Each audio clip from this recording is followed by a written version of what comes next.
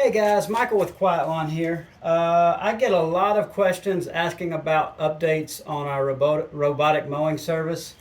If you remember, over the last couple of years, I've made videos talking about that I think robotic mowers are going to be the future of our industry. I think eventually that they're going to make all of our lives a lot easier. I think they're going to automate one of the lowest profit services that we have in our industry. Is it there yet? No. There's still a lot of challenges. My kind of how we're doing our robotic mowing, how we view it, is we currently have only about half a dozen units out on properties, and we just acquired another 20 or so. Right now, I'm more using it as an experiment to learn about the installation, to learn about the issues you have, to learn about how we can offer our other services to complement the robotic mowing, and how all that's going to work. And that's mainly what we view this as, view robotic mowing as right now, because it's not quite there yet where it makes sense to have it, to have it be a profitable service. And I'll go into a couple of challenges and why, and kind of why I'm wanting to, I want to go ahead and get my feet wet and start figuring it out. Some of the challenges right now with robotic mowers is that the vast majority of them, you still have to install a boundary wire. It has to be installed correctly. If you don't get it right, it's going to be a nightmare, and the robotic mower is not going to function properly. So it's a fairly, not huge, but it's a fairly big learning curve with the installation. The installation is also very tedious. We just acquired, as part of getting these other robotic mowers from another company, we acquired a cable burying machine, and that should make it a lot faster, but it's still going to be a pretty big challenge. It's still a lot of work. So the installation is a big challenge. It's very costly. It takes several hours. It takes a lot of wire. The wire can be expensive. It might cost $100 to $200 for your average size home just in wire. It's very limited with the property type that you can put them on and have them function correctly. You need cookie cutter lots that are wide open. Very few obstacles. You can install them on more complex situations. It just greatly increases the chance that you're going to be out there all the time, either getting the mower unstuck or fixing something. These things are really right now ideal for properties that are just wide open. They don't have a fenced in yard. They don't have a whole lot of beds in the yard. They don't have a lot of complexity. They don't have a lot of trees that are going to drop limbs and the mowers are going to get stuck on the limbs. It's pretty limited right now, the type of property you can put it on, because if if you're leasing these things out for, say $80 to $100 a month, and you're having to send somebody out there every week or two to get the mower unstuck, then you're losing money. Why even do it? So right now it's very limited on the property type that you can put them on and have a good experience. The biggest downside, and I believe I've mentioned this before, is that it's a very long horizon to get your investment back, your ROI, your return on investment. If somebody was to sign up with us today and we were, say, to put a $2,000 robotic mower on their property, we might spend another $500 in labor and materials during that installation. We might have, say, $2,500 to $3,000 in that installation. But if we're only getting $100 a month on that lease, it might take us 3 years or more just to recover our investment and cover our cost. So the horizon on getting your money back for robotic mowers makes it a very big challenge, and this is probably why you see the companies that have tried to really scale up robotic mowing. You've seen them really struggle because you just need so much capital.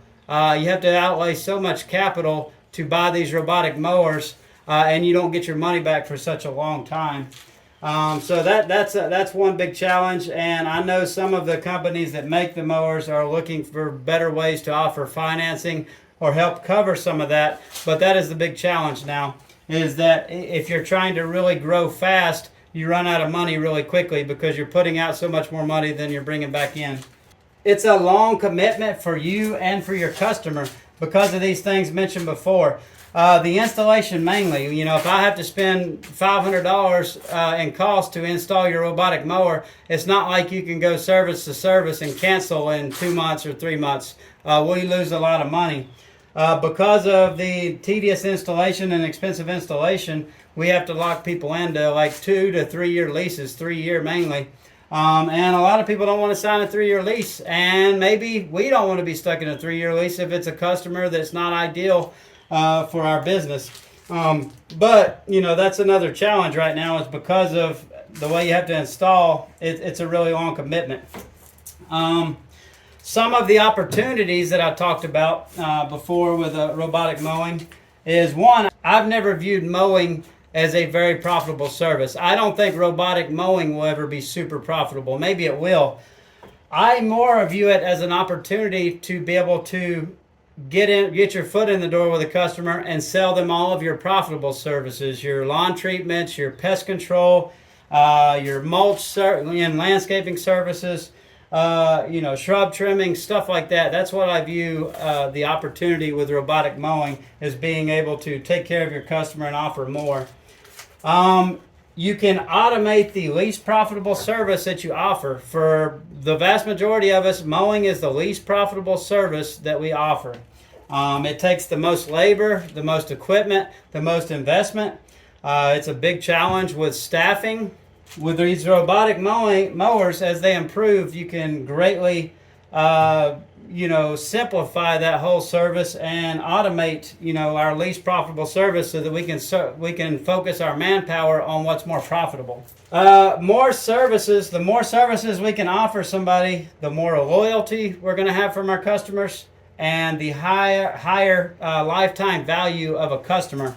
So I talked about another statistic in a video I did before, that if you offer one service to a customer, I believe the study said that the average was about 9 months that customer was going to stay your customer.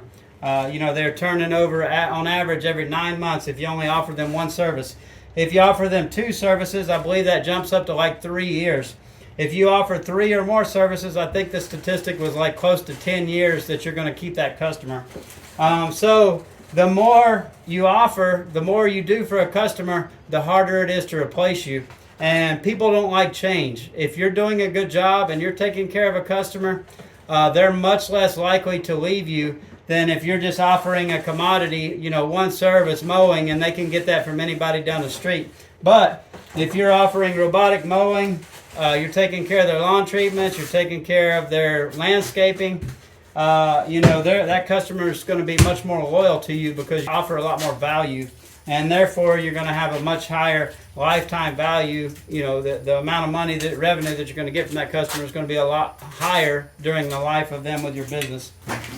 The biggest opportunity, where I see robotic mowing becoming a lot more appealing to us in the business, is when they can get rid of the wire and you can go out. They have some already, but one of them's called Toady. Well, I think it's called Evie now.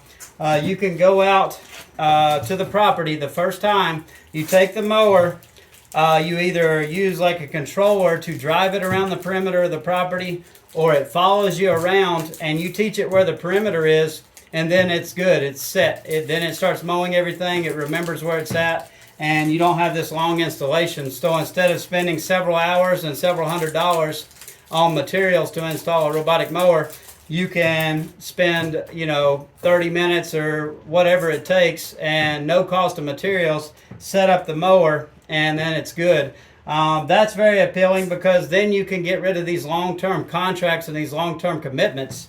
Instead of having to lock somebody in for 3 years just to recoup your initial cost, if somebody's not happy after, say, 6 months, you can just go spend 30, 45 minutes and put that robotic mower on another property. So that's kind of an update. I will show you some video of some of the robotic mowers we have out. There are others that I can't show you that we are testing for another company that we're not able to share yet. But I'll try to show you some video. But like I said, the ones that we have out, we have on very simple properties. We have very few headaches because we made sure that we put them on the right types of properties that are not very complicated. And like I said, my main thing right now is I want to get really good at figuring out the service, how I can offer my services to revolve around those robotic mowers in the future once some of these technology improvements happen.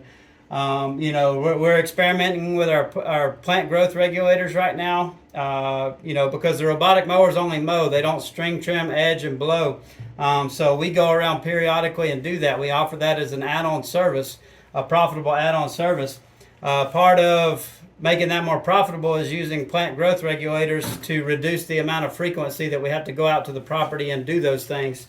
So we're experimenting with service stuff like that. We're experimenting with how we can offer our other services like lawn treatments and pest control to revolve around it.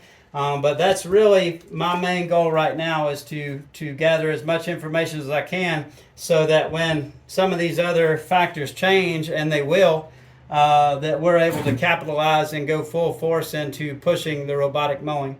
But thank you for watching. Please leave any comments below. I'd love to hear your feedback. I know some of you guys have a lot more experience with the robotic mowers, and I'm always love to get the feedback from you guys. But have a great day.